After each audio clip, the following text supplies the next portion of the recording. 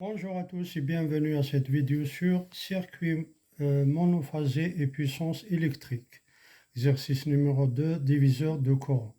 Soit le circuit est représenté par la figure suivante, on ne connaît que la valeur du courant total absorbé I égale 2,5 ampères, ainsi que les valeurs des impédances notées sur la figure. Donc on a cette figure, c'est un diviseur de courant et en courant I1 et 2. Donc les valeurs c'est en complexe. On a le condensateur 1 sur G 0,002, son impédance. L'impédance, donc on serait avec une résistance de 4 ohms. Là, c'est I2, une inductance L d'impédance J 40 ohms et on serait avec une résistance de D ohms. Là, c'est la tension V, toujours en complexe. Question 1. Calculer la valeur de la tension efficace V efficace appliquée à cette charge. Deuxième question, déduire les valeurs de I1 et I2. I1 et I2.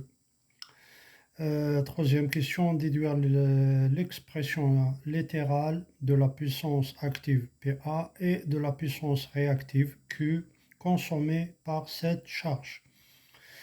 Donc pour la première question, calcul de la valeur de la tension efficace V efficace. V efficace, c'est Z équivalente fois I. Calcul des impédances des deux branches. Donc Z1 égale 4 plus 1 sur G 0,002 sont en série, égale 4 moins G 50 et Z2 égale 10 plus G 40. L'impédance complexe équivalente de tout le circuit, donc c'est comme là les deux impédances équivalentes sont en parallèle, c'est-à-dire Z1 et Z1 et Z2 sont en parallèle, donc c'est le produit sur la somme, c'est-à-dire Z1 fois Z2 divisé par Z1 plus Z2 toujours en complexe. Alors ça donne 4 moins G50 fois 10 plus G40, tout divisé par 4 moins G50 plus 10 plus G40. Et on trouve après calcul 2040 moins G340 divisé par 14 moins G10. Donc Z équivalente égale 107,9 plus G52,8.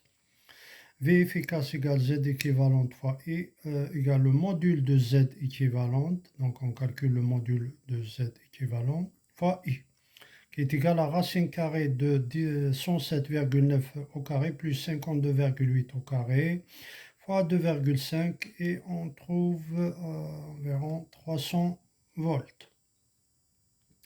Calcul de I2 et 1, I1 et 2, I1 égale V sur Z1, égale 300 sur racine carrée de 4 au carré plus 50 au carré, c'est-à-dire le module de Z1, et on trouve I1 égale 6 ampères.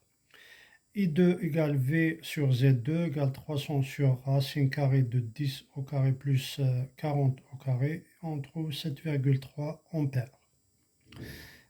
Troisième question, les puissances actives et réactives, PA et Q.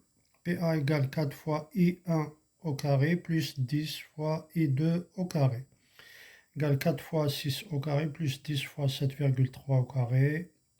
Et on trouve la puissance active égale 677 watts.